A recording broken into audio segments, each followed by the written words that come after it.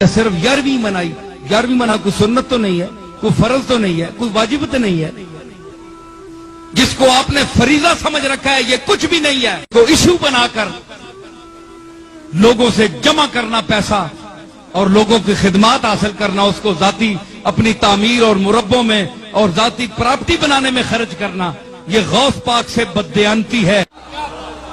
شیخ عبد القادر جیلانی رحمت اللہ علیہ سب سے بڑا توحید کا مدرس، یہ الگ بات کہ ہم آج اس کے 11ویں کھا رہے ہیں، لوٹ رہے ہیں اس کو اس کے نام پر، ہم نے اس کی تعلیم چھوڑ دی، چاہے کوئی پیر ہو چاہے کوئی مولوی ہو،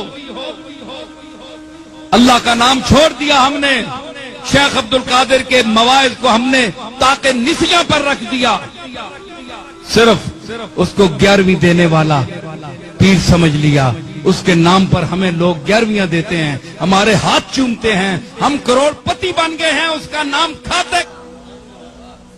تم آج فرقوں میں پھنس گئے ہو، اچھے اعتقاد کے اعتبار سے تو بریلوی، لیکن بعض اس قسم کے لوگ کہ اس میں اتنا غلو انہوں نے کیا کہ انہوں نے حفظ مراتب کا لحاظ بھی چھوڑ دیا، اللہ اور بندے کے درمیان بھی فرق ختم کر دیا۔ تو مذاہب میں نہ الجھو، مسالک میں نہ الجھو، اپنے اولیاء اللہ کی اور ان کی تعلیمات پر عمل کرو، تب اگر کوئی ان کے نام پر تمہیں دے بھی دے تو تم کھاتے ہوئے اچھے بھی لگتے ہو،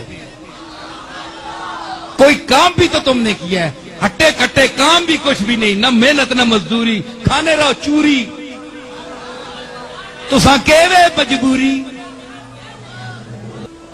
اگر آج کے پیر، آج کے مشائخ ان اکابر کی تعلیمات کا درس دینا شروع کر دیں تو ان کے خیال کے مطابق ان کی یہ چلتی ہوئی دکانداری بند ہو جائے، اس لیے پیران پیر کا درس نہیں دیتے، اپنی درگاہوں میں مولویوں سے اور درس دلواتے ہیں اور باتیں۔ میں نے بڑی درگاہیں دیکھی ہیں، اپنی درگاہ بھی ہے ہماری، بہت ساری دیکھی ہیں، کوئی کام کی بات نہیں ہوتی، ایسی باتیں جس سے کھچ کھچ کے لوگ بس صاحب مزار اور جو موجودہ پیر صاحبان ہیں ان کے ساتھ نتھی ہوتے جائیں، بس ان سے چمٹتے جاؤ، ان کو پیسے دیتے جاؤ۔ بھائی کیوں دیتے جائیں؟ انہوں نے کیا کیا ہے؟ ان کی خدمت کیا ہے؟ ان کی باپ دادا کی خدمت ہے، ان کی کیا ہے؟ ذاتی خدمت کیا ہے؟ ہمارا کوئی پیسہ حرام کا ہے پہ ان کو دیتے جائیں؟ سمجھ آئی؟ تو کم از کم سوچو، دینے والے بھی سوچیں کہ ہم کن کو دے رہے ہیں اور کیا یہاں ہو رہا ہے۔ کیا کوئی غوث پاک کی تعلیم عام کی جا رہی ہے یا صرف 11ویں منائی؟ 11ویں منانا کوئی سنت تو نہیں ہے، کوئی فرض تو نہیں ہے، کوئی واجب تو نہیں ہے، جس کو آپ نے فریضہ سمجھ رکھا ہے یہ کچھ بھی نہیں ہے، ایشو بنا کر لوگوں سے جمع کرنا پیسہ اور لوگوں کی خدمات حاصل کرنا، اس کو ذاتی اپنی تعمیر اور مربوں میں اور ذاتی پراپرٹی بنانے میں خرچ کرنا، یہ غوث پاک سے بددیان۔ یہاں تو بیعت کروا کے پتہ نہیں کہاں سے کہاں تک وہ دین سے دور کر دیتے ہیں۔ اس پہ میں اپنی کوئی بات نہیں کرتا، پیر نصیر الدین نصیر صاحب کی ایک کتاب ہے، پیری مریدی کی شرعی حیثیت، جو پیروں کی عزت افزائی اس کے اندر انہوں نے کی ہے نا، انہوں نے ایک جملہ میں بتاتا ہوں، انہوں نے کہا آج کے دور میں جس نے اپنا ایمان خراب کرنا ہے نا وہ مرید ہو جائے، اور جس نے اپنا ایمان بچانا ہے تو پیروں سے اپنے آپ کو بچا کے رکھے، خود پیر ہو کے، ٹھیک ہے۔ میں نے خود ان کو دیکھا ہے، میری ملاقات بھی گھر میں ان کے ساتھ ایک دفعہ سیٹنگ بھی ہوئی، 2007 یا 8 کی بات ہے، تو ان کے پاس میں نے دیکھا ایک وہ بوڑھی سی عورت آئی، وہ پیسے لے کے نا ہاتھ میں پکڑا لیں، یوں اٹھا کے پڑے پھینکے، کہنی بی بی اللہ کو لو مانگ، پیر کے کر سکتا ہے۔ یہاں بھی جیل میں تقریر کر کے گئے نا، ایک بار ہی بلایا، دوبارہ انہوں نے بلایا ہی نہیں ہے، محفل نعت میں، ان دنوں بارشیں نہیں تھی ہو رہی، تقریر ان کی رکھی ہوئی تھی، کم از کم 25-30 ہزار مجمع تھا، پورا سٹیڈیم کرکٹ کا بھرا ہوا تھا۔ اس کے بعد یہ تارا جمیل صاحب کا جلسہ اتنا بڑا ہوا ہے جو وہ ہوا تھا، مریدوں نے بلایا، انہوں نے کہا تسی کہندے ہو پیر دیندے نے تے سارے پیر لے آؤ نا، بارش کرو، نہیں دینا جے لے لو، اودی مرضی جو دے گا۔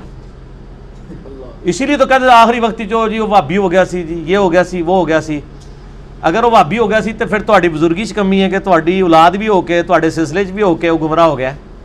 پیر تو اسی لیے کیا جاتا ہے نا تاکہ آپ گمراہ نہ ہو. اگر پیر ہی خود گمراہ ہو جائے, مریدوں کو چھوڑ دیں, اگر پیر گمراہ ہو رہا ہے تو بڑے بزرگوں کی بزرگی سٹیک پہ لگ گئی ہے جن کی وجہ سے وہ بیٹھا ہوا ہے. اچھا پھر میں آپ کو ایک واقعہ بتاتا ہوں. یہ شیخ عبد القادر جیلانی رحمہ اللہ تعالیٰ کے بارے میں ایک واقعہ جی. وہ ایک دفعہ ایک جنگل میں عبادت کر رہے تھے تو آسمان سے آواز آئی, ایک روشنی ظاہر ہوئی, عبد القادر تجھے اللہ نے بخش دیا, اب کے بعد کوئی نمازیں نہیں, جو مرضی کر.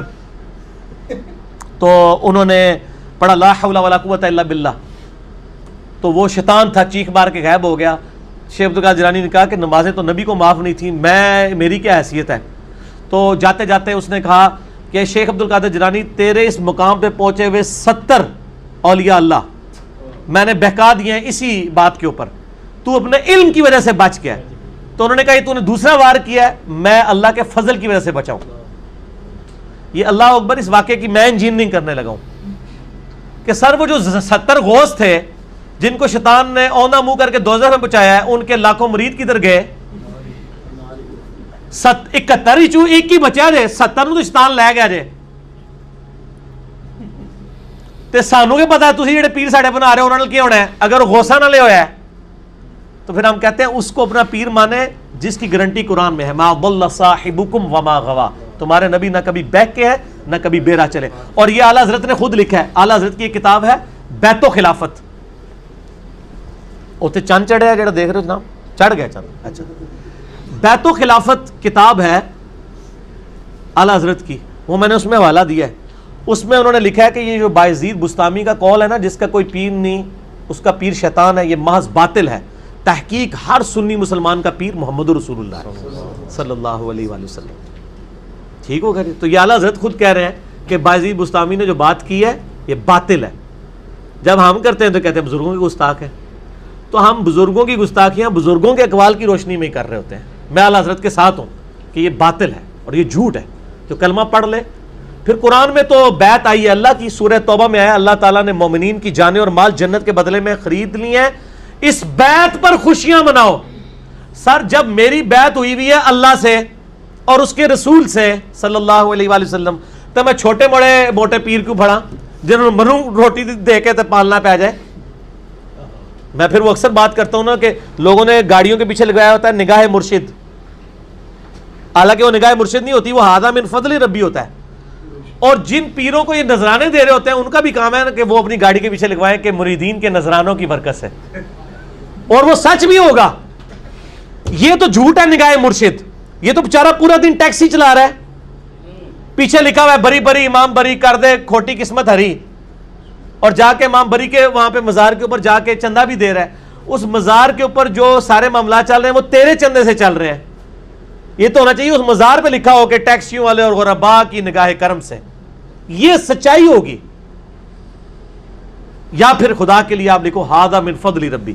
حضرت سلیمان علیہ السلام کے دربار میں جب وہ پلک جھپکنے سے پہلے وہ لے آیا ان کا وہ امتی یا فرشتہ یا جو بھی تھا, جس کو آصف بن برخیہ کہتے ہیں یہودی, مسلمانوں میں ان کے ہاں نام ہے, قرآن میں نام نہیں آیا. تو انہوں نے اس کی تعریف تو نہیں کی, انہوں نے کہا ہادہ من فضل ربی, یہ میرے رب کا فضل ہے. حضرت زکریا علیہ السلام مرشد تھے سیدہ مریم کے. سورہ ال عمران میں آتا ہے بے موسمی پھل وہاں پڑے ہوئے. حضرت زکریا کہتے ہیں تیرے پاس مریم یہ فروٹ کہاں سے آتا ہے؟ وہ مریم اگر آج کی ہوتی نا تو کہتی حضور نگاہ مرشد ہے, تہاڈی دعاواں دی برکت ہے. انہوں نے کہا یہ میرے رب کے پاس سے آتا ہے. اگے حضرت زکریا نے بھی کہا کہ میں تینوں سکھایا سی, تو میری مرید نہیں, تیری جرت میرے بغیر ڈائریکٹ اللہ تک پہنچ رہی ہے. نہیں, جب انہیں بات سنی چپ کر کے محراب میں چلے گئے اور یہ سوچا کہ جو اللہ مریم کو بے موسمی پھل دے سکتا ہے مجھے اس بڑھاپے میں اولاد بھی دے سکتا ہے, میں بھی بے موسمی ہوں. اور کہا یا اللہ مجھے اولاد دے دے جو اولاد یعقوب کا وارث بنے. یہ خانقاہ ٹیمپل آف سلیمان, یہ جو خانقاہ ہے ہیکل سلیمانی, اس کا مجھے ایک گدی نشین چاہیے. یہ تہاڈے لیے گدی نشین نہیں, نبی جو توحید سکھائے, جو اولاد یعقوب کا وارث ہو بنی اسرائیل کا. اللہ نے ان کو بڑھاپے میں, وہ بڑی پیاری دعا ہے سورہ مریم میں, میرا بال سفید ہو چکے ہیں, سر چمک اٹھا ہے سفیدی سے, میری بیوی بھی بانجھ ہے, میں بوڑھا لاغر ہو چکا ہوں, پھر بھی مجھے اولاد دے دی اللہ نے. ٹھیک ہوگا جی.